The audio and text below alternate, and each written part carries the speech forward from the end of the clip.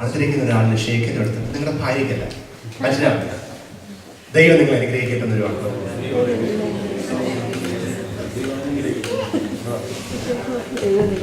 ഇനി അടുത്തുള്ള നിങ്ങളുടെ പ്രിയപ്പെട്ടവനോ പ്രിയപ്പെട്ടവളോ എന്നൊക്കെ നിങ്ങൾ വിളിക്കുന്ന ആളിന് ഒരു ഷേക്കിന്റെ അടുത്തിട്ട് പറഞ്ഞേ, നീ എന്ത് സുന്ദരം.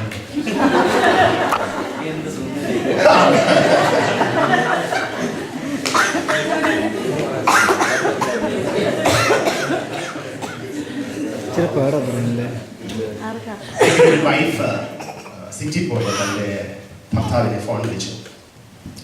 ഇത്തരത്തിൽ പറഞ്ഞു, ഹലോ നിങ്ങളിപ്പോ എവിടെയാ? ഞാനിപ്പോ മാർക്കറ്റിൽ ടെസ്കോയിൽ നിൽക്കുക. ആ അല്ല, എന്താ നീ ഇങ്ങനെയാ പതിവില്ലാതെ വിളിച്ചേ? അല്ല, ഞാൻ ടി വിയിൽ ഒരു ന്യൂസ് കണ്ടു. ചീഞ്ഞഴുകിയ മോണകൾക്കിടയിൽ അഴുക്കുമുരണ്ട പല്ലുകളും അതിനിടയിൽ ഒരു സിഗരറ്റും വച്ച് വലത് കൈയിൽ ഒരു കുപ്പി ചാരായവും പിടിച്ച് മുടി നീട്ടി വളർത്തിയ ഒരു മനുഷ്യനെ പോലീസ് പിടിച്ചു എന്ന് കേട്ടു. നിങ്ങളാണോ എന്ന് എനിക്കൊരു സംശയം. പലപ്പോഴും നമ്മുടെ ജീവിതത്തിൽ കുടുംബത്തിന് നമ്മൾ കൊടുക്കേണ്ട പ്രാതിനിധ്യം കൊടുക്കുവാൻ കഴിയാത്തത് കൊണ്ടാണോ, പ്രയോറിറ്റി ഇല്ലാത്തത് കൊണ്ടാണോ നമ്മുടെ കുടുംബങ്ങളിൽ പലപ്പോഴും പലവിധമായ പരാജയങ്ങൾ വല്ലാതെ കടന്നുകൂടുന്നു. എന്നാൽ ഇന്ന് ഞാൻ നിങ്ങളോട് പറയുന്നു, ടുഡേ ഈസ്റ്റർ സൺഡേ ആണ്. ഇന്ന് ഞാൻ ആത്മാവിൽ പ്രവചിക്കുന്നു, നിങ്ങളുടെയും നിങ്ങളുടെ കുടുംബത്തിനും സ്വർഗ്ഗത്തിലെ ദൈവം ഒരു ഉയർത്തെഴുന്നേൽപ്പ് തരുന്ന ഒരു സൺഡേയാക്കി ഈ ഞായറാഴ്ച ദിവസത്തെ സ്വർഗ്ഗത്തിലെ ദൈവം മാറ്റട്ടെ. നിങ്ങളുടെ ജീവിതത്തിലെ മരിച്ചു പോകും, ഉയർത്തില്ല എന്ന് വാദിച്ചു നിൽക്കുന്ന വിഷയത്തിന്റെ മധ്യത്തിൽ let there be a resurrection by the power of God. ആത്മാവിനാൽ ഒരു ഉയർപ്പ് ഇന്ന് നമുക്ക് ആവശ്യം. അതിനാൽ ഇന്ന് നമ്മെ ഒന്ന് സമർപ്പിക്കാം. പ്രത്യേകിച്ച് എന്നെ യോഗത്തിലേക്ക് ക്ഷണിച്ച എന്റെ ബഹുമാനിയ പാസ്റ്റർ ബിജുസൻ കുടുംബം, സഭയിലെ സഹോദരങ്ങൾ, നിങ്ങളോട് ഞാൻ എന്റെ നന്ദി അറിയിക്കുന്നു. Thank you so much. It's an honour for me. ഞാൻ ഇംഗ്ലണ്ടിൽ 2007 വിസിറ്റിംഗ് വന്നപ്പോൾ ദൈവത്താൽ ഏറ്റവും അടുക്കപ്പെട്ട ഒരു മനുഷ്യനാണ് പാസ്റ്റർ ബിജുസൻ. ഈ സഭ നോർത്ത് ഇന്ത്യയിലെ മിനിസ്ട്രിക്ക് വേണ്ടി ചെയ്യുന്ന സഹകരണത്തിനും സഹായങ്ങൾക്കും വളരെ നന്ദി. കർത്താവ് നമ്മുടെ രാജ്യത്തിൽ സഭകളെ വളർത്തുന്നു. ബ്രീഫായിട്ട് ഈ ആഴ്ചയിൽ ഏകദേശം 24ഓളം ആൾക്കാർ സ്നാനപ്പെടുന്നുണ്ട്. ഈ വീക്കെൻഡില് ഒറീസയിലെ ഒരിടത്ത് 14, മറ്റൊരിടത്ത് 8, കാശ്മീരിലെ അടുത്തൊരു 4 പേര്. Praise Lord. നിങ്ങളുടെ പ്രാർത്ഥനയ്ക്ക് നന്ദി. നിങ്ങൾ ഇൻവെസ്റ്റ് ചെയ്യുന്ന ഓരോ കാശും ഇന്ത്യയിൽ വളരുന്നുണ്ട്. ഈ സഭ മന്ത്ലി ഒരു കോൺട്രിബ്യൂഷൻ തരുന്നുണ്ട്. ഞാൻ നിങ്ങളോട് നന്ദി അറിയിക്കുന്നു. പേഴ്സണലി സപ്പോർട്ട് ചെയ്യുന്നവരുണ്ട്, നിങ്ങളോട് ഞാൻ എന്റെ പ്രത്യേകമായി നന്ദി അറിയിക്കുന്നു. ഇവിടെ ഇരുന്നപ്പോൾ ഞാൻ ഇങ്ങനെ ചിന്തിച്ചു, കർത്താവേ, ഞാനും നിങ്ങളും വളർന്നു വന്ന ചുറ്റുപാടുകൾ എത്ര വിചിത്രമായിരുന്നു. ഇന്ന് ഈ കോട്ടും ഈ ടൈയും നല്ലൊരു പാൻസും ഒരു ഷൂസൊക്കെ ഇട്ട് നിങ്ങളുടെ മുന്നിൽ ഒരു മാന്യനായി ഞാൻ നിൽപ്പുണ്ട്. ഞാനൊന്ന് തിരിഞ്ഞു ചിന്തിച്ചു, ഞാൻ ജനിച്ച വീട് ചാണകം മെഴുകിയ തറ, ചുമരിലോട്ട് നോക്കി ഓല കൊണ്ടുള്ള ഒരു ചുമര്, മേലിലോട്ട് നോക്കിയാൽ 5 സ്റ്റാർ അല്ല, ഫുൾ സ്റ്റാർ അക്കോമഡേഷൻ. എല്ലാ സ്റ്റാറുകളെയും നമുക്ക് മേളിൽ കാണാം. രാത്രിയായ അകത്ത് കിടക്കുകയാണെങ്കിലും ഫുൾ സ്റ്റാർ അക്കോമഡേഷൻ. അവിടെ നിന്നും കർത്താവിനെ അറിഞ്ഞു എന്ന ഒറ്റ കാര്യത്തിനാണ്, അവരൊറ്റ റീസണ് കണ്ട് നിങ്ങളോടൊപ്പം ആയിരിക്കാൻ എനിക്കും എന്റെ കുടുംബത്തിന് ഈ ഒരു ഭാഗ്യമാണ്. അസാധ്യങ്ങളുടെ മധ്യത്തിൽ അയ്യോ പ്രവർത്തിച്ചതിനെ കുറിച്ച് കർത്താവിന്റെ ദാസൻ പറഞ്ഞു. പ്രിയ പാസ്റ്റർ ഇൻട്രോഡക്ടറി ടോക്ക് ആയിട്ട് 2 ദിനവാർത്തകളുടെ പുസ്തകം 20-ാം അധ്യായം 13-ാം വാക്യവും 17 വരെ വായിച്ചു. അതിൽ നിന്ന് രാവിലെ പാസ്റ്ററിനെ വിളിച്ചിട്ട് പറഞ്ഞു, എനിക്ക് ഇന്ന് ശക്തമായ ഒരു മെസ്സേജ് ദൈവം തന്നു. അതിൽ പാസ്റ്റർ അതിന് ഇംഗ്ലീഷിൽ മലയാളവും വായിച്ചു. ഞാനത് നേരത്തെ നോട്ട് ചെയ്ത് വെച്ച വാക്യം നിങ്ങളോട് ശ്രദ്ധയിൽപ്പെടുത്താൻ ഞാൻ ആഗ്രഹിക്കുന്നു. കൃഷ്ണ ആ വാക്യങ്ങളിലേക്ക് 1-2 വാക്യങ്ങളിലേക്ക് തിരിക്കുകയാണ്. 1-2 വാക്യങ്ങൾ. 2 ദിനവൃത്താന്തം 20-ന്റെ 13-ഉം 17-ഉം ഒന്ന് വായിച്ചാൽ. അങ്ങനെ യഹൂദ്യരൊക്കെയും അവരുടെ കുഞ്ഞുങ്ങളോടും ഭാര്യമാരോടും മക്കളോടും കൂടെ യഹോവയുടെ സന്നിധിയിൽ നിന്നു. Praise the Lord. എവിടെയാ അവർ നിൽക്കുന്നേ? ആരൊക്കെയുണ്ട് അവിടെ? ഭാര്യ, മക്കൾ, മുഴുവൻ കുടുംബം യഹോവയെ സേവിപ്പാൻ അവിടെ ഉണ്ട്.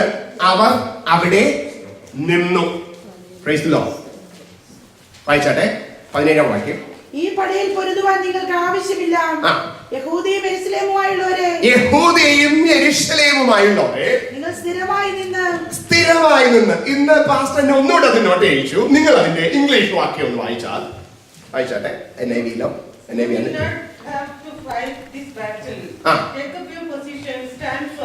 Take up your position and stand firm. ഇന്ന് കുടുംബമായി എനിക്ക് നിങ്ങളോട് പറയുവാനുള്ളത്, you all need to take up your position in the Lord.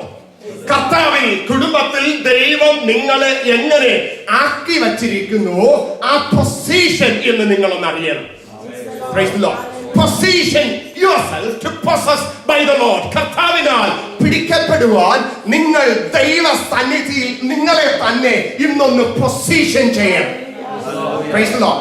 ഈ ക്യാമറ ഇവിടെ ഇരിപ്പുണ്ട്. ഇത് പൊസിഷൻ ചെയ്തിരിക്കുന്നത് ഞാൻ പറയുന്ന കാര്യങ്ങൾ റെക്കോർഡ് ചെയ്യണം, എന്റെ മൂവ്മെന്റ്സിനെയും റെക്കോർഡ് ചെയ്യണം. പക്ഷേ ഈ ക്യാമറ നിങ്ങൾ റെക്കോർഡ് ചെയ്യുന്നില്ല. കാരണം ഇതിപ്പോൾ എന്നിലോട്ട് ഫോക്കസ് ചെയ്ത് വെച്ചിരിക്കുകയാണ്. ഇന്ന് ദൈവം നിങ്ങളോട് പറയുന്നു, you need to be positioned. നിങ്ങളുടെ ജീവിതങ്ങളിൽ ഇന്ന് ചില പൊസിഷനുകളിലേക്ക് ദൈവത്തിന് നിങ്ങളിലൂടെ ചിലത് ചെയ്യുവാൻ വേണ്ടി നിങ്ങളൊന്ന് റീപൊസിഷൻ ചെയ്യണം. മലയാളികളായ നമ്മൾ, ഇന്ത്യക്കാരായ നമ്മൾ, we got a heritage of family. Praise the Lord. നമ്മുടെ അമ്മയപ്പന്മാര് നമ്മളാരും നേഴ്സിംഗ് ഹോമിൽ കൊണ്ടാക്കാൻ വരുന്നുണ്ട് നാട്ടില്. നമ്മൾ അമ്മയപ്പനെ വളരെ സ്നേഹിക്കുന്നുണ്ട്.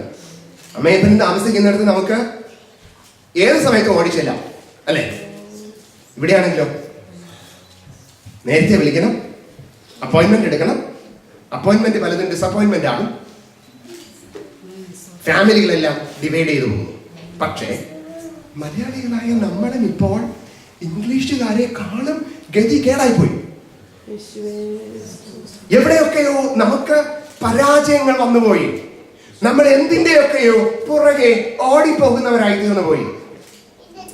അമേരിക്കയിലെ 2 സ്റ്റോറി ഞാൻ നിങ്ങളോട് പറയാൻ ആഗ്രഹിക്കുന്നു. ഒന്ന്, എനിക്കും ബിജു സെൻഡാസ്റ്റർക്കും അറിയാം. മറ്റൊന്ന്, ഒരിക്കൽ ഒരു ഭർത്താവ് തന്റെ ഭാര്യയെ അഭയങ്കരമായിട്ട് സ്നേഹിച്ചു. പക്ഷെ നിങ്ങൾ കേട്ടിരിക്കുന്ന ഇൻസിഡന്റ് ഒരു 2 years മുമ്പേ നടന്നത്. ഇഷ്ടംപോലെ ഇൻഷുറൻസ് അവരുടെ പേരിലാണ് എടുക്കുന്നത്. അപ്പൊ പുള്ളിക്കാർത്തിക്ക് ഒരു ഭയങ്കര സ്നേഹം. എന്ത് ദൈവമേ, എന്നെ ഇത്രയും അധികം സ്നേഹിക്കുന്ന ഒരു ഭർത്താവ്, എല്ലാറ്റിനും എനിക്ക് ഇൻഷുറൻസ്, വണ്ടിക്കും എനിക്ക് ഇൻഷുറൻസ്, എനിക്കും ഇൻഷുറൻസ്, മക്കളുടെ പേരുള്ളത് എനിക്ക്, എല്ലാറ്റിനും വീടിന്റെ പേരിലെ ഇൻഷുറൻസ് എനിക്ക്. അപ്പോ എന്നെ ഇവര് ഭയങ്കരമായി എന്റെ ഭർത്താവ് സ്നേഹിക്കുന്നു. സംഭവിച്ചത് നിങ്ങൾക്കറിയാമോ? ഒരിക്കൽ തന്റെ പഴയ ഒരു സുഹൃത്തായ ഒരു കമ്പനി വിളിച്ചിട്ട് പറഞ്ഞു, എന്റെ ഭാര്യ ഇങ്ങനെ നേഴ്സ് ഡ്യൂട്ടിക്ക് വേണ്ടി ഇത്ര മണിക്ക് ഈ റൂട്ട് വഴി പോകും, നീ അവിടെ നിന്ന് ഷൂട്ട് ചെയ്തേക്കണം. എന്തിനാണെന്നറിയാമോ? അത്രയും ഇൻഷുറൻസ് തുക കർത്താവിന് കിട്ടും. കിട്ടിയെന്ന് നിങ്ങൾക്കറിയാമോ? ആ കർമ്മൻ ഭാഗ്യവശാൽ ഇദ്ദേഹം ഈ കർമ്മൻ 6 മാസത്തിന് ശേഷമാണ് വിളിക്കുന്നത്. ഈ 6 മാസത്തിനുള്ളിൽ അദ്ദേഹം ദൈവവൈദ്യരായിത്തീർന്നു. രക്ഷിക്കപ്പെട്ട ആരാധനയ്ക്ക് കൂടുന്ന ഒരു ദൈവവൈദ്യരായി മാറി. സ്റ്റോറി കേട്ട തനിക്ക് ഷോക്കായി പോയി. വിവരങ്ങളെല്ലാം താൻ ഇടയ്ക്കിടയ്ക്ക് സംസാരിച്ചതെല്ലാം താൻ ഫോണിലൂടെ റെക്കോർഡ് ചെയ്തു. ആ സ്പോട്ടിൽ വെടിവെക്കാമെന്ന് പറഞ്ഞിരുന്നു. ആ സ്പോട്ടിലേക്ക് താൻ പോലീസിനെ വിളിച്ചു വരുത്തി. ഇദ്ദേഹത്തിന് കൊടുക്കേണ്ട തുകയുമായി കാത്തു നിൽക്കുന്ന ഈ ഭർത്താവിനെ പോലീസ് അറസ്റ്റ് ചെയ്തു. ഇന്നും താൻ ജയിലിൽ കിടപ്പുണ്ട്. അമേരിക്ക. മലയാളി ഇന്ന് ജയിലില്ല. ചില മാസങ്ങൾക്ക് മുന്നേ അമേരിക്കയിൽ ഒരു ഭാഗത്ത്, ഞാൻ പേരും കുടുംബം ഒന്നും പറയുന്നില്ല, ഒരു ഭക്തനായ മനുഷ്യൻ ഭാര്യ വിളിച്ചോണ്ട് ലഞ്ചിന് പോയി. കഴിക്കാൻ ഇരുന്നപ്പോ അവള് പറഞ്ഞു, ഓ എനിക്കിപ്പോ ലഞ്ച് ഒന്നും വേണ്ട, വലിയ വിശപ്പൊന്നുമില്ല. പുള്ളിക്ക് വളരെ അപ്സെറ്റായി. വീട്ടിൽ നിന്നേ കാറ് കൊണ്ട് നിർത്തി. പുള്ളിക്കാരത്തി കാറ് തുറന്ന് പുറത്തിറങ്ങി. ഡോറിനെ വലിച്ചൊരടി. എന്നിട്ട് പറഞ്ഞു, എനിക്കൊരു $100 വേണം. എന്തിനാ? എനിക്കൊന്ന് പുറത്തൊന്ന് പോകണം, ഒരാളെ കാണാൻ വേണ്ടി. എന്നാ $100 കൊണ്ട് പോ. പുള്ളിക്കാരത്തി കാറെടുത്ത് $100 കൊണ്ട് പോയി.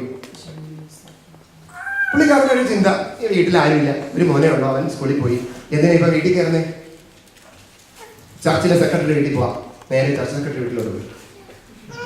കുറെ ഇരുന്ന് സംസാരിച്ചു. കുഞ്ഞിനെ പിക്കപ്പ് ചെയ്തു. വീട്ടിൽ വന്നു കഴിഞ്ഞാൽ കുഞ്ഞിനോട് പറയുന്നത് ഞങ്ങൾ മേലിൽ പോ. അമ്മ പറയാ. ഭർത്താവ് പറയുന്നില്ല, അവൻ വല്ലതും ചോറ് ഇവിടെ കഴിക്കാൻ. ഇല്ല, അവൻ മോളിൽ പോട്ടെ, ഞാൻ ചോറ് എടുക്കാം, മോളിൽ പോയിരുന്ന് കഴിയട്ടെ. അവൻ ഇവിടെ ഇരുന്ന് കഴിക്കട്ടെ. ഓ വാദഗതി ഉണ്ടായി. ഡൈനിങ് ഹാളിൽ ചോറ് കൊടുത്തു. പുള്ളിക്കാരത്തി നേരെ ബെഡ്റൂമിൽ കയറി ഒരു ദയനീയമായ ഒരു വിളി, എന്റെ അച്ഛാ ഒന്ന് ഓടി വരണേ. പുള്ളി ഓടി റൂമിൽ കയറിയത് തലയ്ക്കൊരടി. ഒരു കർമ്മം വീടിനകത്തുണ്ടായിരുന്നു. നിലത്ത് വീണു. കൈയും കാലും കെട്ടി. സ്വന്തം ഭാര്യയും കർമ്മനും കൂടെ ചേർന്നു. മലയാളീസ്. മോൻ എന്തേന്ന് നോക്കാൻ വേണ്ടി പുള്ളിക്കാരത്തി പതുക്കെ കഥ തുറന്നതും ഇത്രയും അല്ലറി വിളിച്ച്, മോനെ പോലീസിനെ വിളി. മോൻ പെട്ടെന്ന് നോക്കിയപ്പോൾ ഇത് കണ്ട് പോലീസിനെ വിളിച്ച്. പോലീസിനെ വിളിക്കുന്ന കേട്ടിട്ട് അവർ മതിയായി പോയി സ്വിച്ച് ബ്ലോക്ക് ചെയ്തു. അവർ രണ്ടുപേരെയും അറസ്റ്റ് ചെയ്തു, കമ്പനെയും ഈ നമ്മുടെ മലയാളി കൊച്ചിനെയും. ഇത് മലയാളികളുടെ നടക്കുന്ന ഒരു സംഭവം. എവിടെയൊക്കെയോ എന്തിനൊക്കെയോ നമ്മൾ ഭയക്കുന്നു, എന്തിനൊക്കെയോ വേണ്ടി നമ്മൾ പരഞ്ഞു പാടി ഓടി നടക്കുന്നു. എന്തിനാണെന്ന് ആർക്കും അറിയത്തില്ല. ഒന്നുകൊണ്ട് ആരും സാറ്റിസ്ഫൈഡ് അല്ല. കല്യാണ ദിവസത്തിൽ കൈകൾ ഓർത്തു പിടിച്ചു നമ്മൾ പല ഉഭയസമ്മതങ്ങൾ ചെയ്തു. കുറെ കഴിഞ്ഞപ്പോൾ ഈ കൈ അഴഞ്ഞങ്ങ് പോവുക. ഈ സമയത്ത് ബാംഗ്ലൂരിൽ ഒരു ആംഗ്ലോ ഇന്ത്യൻ ചർച്ചിലെ പാസ്റ്റർ 25 വർഷത്തെ വെഡിങ് ആനിവേഴ്സറിയില് ഇന്ന് മരിച്ചുപോയ ഡോക്ടർ ടി.സി. ജോർജിനെ വിളിച്ചിട്ട് അവിടെ ഒരു റീമാരേജ് നടത്തി. റീമാരേജ് എന്ന് പറഞ്ഞാൽ ഒന്നുകൂടെ കൈ ചേർത്ത് പിടിച്ച് പിടിപ്പിച്ചു. അന്ന് പറഞ്ഞു കൊടുത്ത എല്ലാം ഒന്നുകൂടെ പറഞ്ഞു കൊടുത്തു. ഒരു ഉഭയസമ്മതം കൂടെ ചെയ്തു. ഈ സർവീസ് കഴിഞ്ഞ് ഡോക്ടർ ടി.സി. ജോർജ് പുറത്തിറങ്ങിയപ്പോ ഒരു അച്ഛനെ വന്ന് ചോദിച്ചിട്ട്, അല്ല സാർ എന്താ ഇതൊക്കെ ചെയ്യാൻ പോകുന്നേ? സാറ് കല്യാണം കഴിച്ചിട്ട് 35 വർഷമായി, ഇതുവരെ സാറത് ചെയ്തില്ലല്ലോ. പുള്ളിയുടെ ഇട മോനെ, യവന്റെയൊക്കെ കല്യാണങ്ങളെ 25 വർഷമായപ്പോ ഇത്ര അകന്നു പോയി, പിന്നെ ഒന്നുകൂടെ പിടിച്ച് പഠിപ്പിക്കേണ്ടി വരും. അപ്പൊ ഇത്രയും ഡിസ്റ്റൻസ് കൂടിപ്പോയി. ഇയർ കൂടുന്നോറും ഡിസ്റ്റൻസ് കൂടുന്നു. ഇന്ന് ഞാൻ നിങ്ങളോട് ചോദിക്കുന്നു, നിങ്ങളുടെ കുടുംബ ജീവിതം എവിടെയായിരിക്കുന്നു? ബൈബിളിൽ പറയുന്നു, you position yourself so that God could do miracles in your life. നിന്റെ കുടുംബത്തിൽ, നിന്റെ ജീവിതത്തിൽ ദൈവത്തിന് അത്ഭുതം ചെയ്യുവാൻ നീ ചില റീപൊസിഷൻ ചെയ്യാറുണ്ട്, ചെയ്യേണ്ട ആവശ്യമുണ്ട്. പലപ്പോഴും നമ്മൾ പലതിന്റെയും പുറകെ ഓടുന്നു. സത്യത്തിൽ ഞാൻ ഇപ്പൊ ഇംഗ്ലണ്ടിൽ വന്നിട്ട് 2.5 ആഴ്ചയായി. ഇവിടെ ഒരു 3 വർഷം ടെമ്പററി വാസത്തിനാണ് വന്നത്. പക്ഷേ ഇവിടെ വന്ന് ഓരോ ആൾക്കാരുടെ ജീവിതം കണ്ടിട്ട് എനിക്കും ഭയം തോന്നുന്നു. കാരണം രാത്രിയിലെ ഭാര്യ ഡ്യൂട്ടിക്ക് പോകുന്നു, രാവിലെ ഭർത്താവ് പോകുന്നു. ഇവരുടെ ഒരു ഇടയ്ക്ക് നിന്ന് മൊബൈൽ ഫോൺ എടുത്ത് hello honey and bunny and finally honey bee എന്നൊക്കെ പറഞ്ഞിട്ട് ഇങ്ങനെ ഇത് വെച്ചുള്ള ബന്ധങ്ങളായി പോകുന്ന ഈ കാലഘട്ടത്തിൽ ഞാൻ ചിന്തിക്കുന്നു, ഫാമിലികൾ, കുടുംബങ്ങൾ പരാജയപ്പെടുന്നു. പ്രിയ കർത്താവദാസൻ പറഞ്ഞു, ഈ ഭൂമിയിൽ പിശാച് ഏറ്റവും അധികം അറ്റാക്ക് ചെയ്യുന്ന 2 സ്ഥാപനങ്ങളെയാണ്. ഒന്ന് സഭ, 2 കുടുംബം. ഈ ശിഥിലമായിരിക്കുന്ന ഈ കാലഘട്ടത്തിൽ ഞാൻ നിങ്ങളോട് പറയട്ടെ, ദൈവം ഇന്ന് നിങ്ങളുടെ കുടുംബങ്ങളെ പണിയുവാൻ പോവുകയാണ്. ഇന്ന് ദൈവം നിങ്ങളുടെ കുടുംബങ്ങളെ ഒരുമിപ്പിക്കാൻ പോവുകയാണ്. എവിടെയൊക്കെയാണോ ബ്രീച്ചസ്, ഡിവിഷൻസ്, മിസ്അണ്ടർസ്റ്റാൻഡിങ്സ്, ഡിഫിക്കൽട്ടീസ് ഒക്കെ പിശാച് കൊണ്ടുവന്നിട്ടുണ്ടോ, ഇന്ന് നമുക്ക് ആത്മാവിൽ പറയണം, ഇല്ല, എന്റെ കുടുംബ ജീവിതത്തിൽ ഈ ഉയർപ്പ് ഞായറാഴ്ചയിൽ എനിക്ക് ഒരു ഉയർപ്പ് ആവശ്യമാണ്. ദൈവജനത്തിന്റെ പ്രവൃത്തി ഞാനും എന്റെ കുടുംബവും കാലും അതിനായി എന്ന് ഞാൻ സമർപ്പിക്കുന്നു. വായിച്ചാട്ടെ യോശുവയുടെ പുസ്തകം. നമുക്ക് എല്ലാവർക്കും വളരെ ഫെമിലിയറായ വാക്യം. യോശുവയുടെ പുസ്തകം 24-ാം അധ്യായത്തിൽ യോശുവ പറയുന്ന ഒരു മഹാ സ്റ്റേറ്റ്മെന്റ്. യോശുവയുടെ പുസ്തകം 24-ാം അധ്യായം അതിന്റെ 15-ാം വാക്യത്തിന്റെ അവസാന ഭാഗം.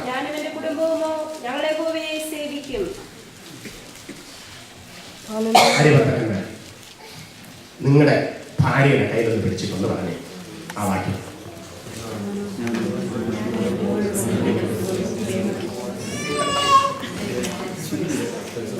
ഇവിടെ ഭാര്യയോ ഭർത്താവോ കൂടെ ഇല്ലാത്തവർ ഭാരപ്പെടേണ്ട. കല്യാണം കഴിഞ്ഞ നിങ്ങൾക്കെല്ലാം ഉള്ള ഭർത്താക്കന്മാരെ ദൈവം പെട്ടെന്ന് കൊണ്ടുവരും. നിങ്ങൾ ദൈവത്തിലേക്ക് പ്രാർത്ഥിക്കുക, ഞങ്ങളെ യഹോവയെ സേവിക്കുന്നു. അദ്ദേഹം ഇവിടെ വരണം. Praise the Lord. ദൈവത്തിന് ഇത് സാധ്യം. യോശുവ ഈ വാക്യം പറയുന്നത് നിങ്ങൾ സമയമെടുത്ത്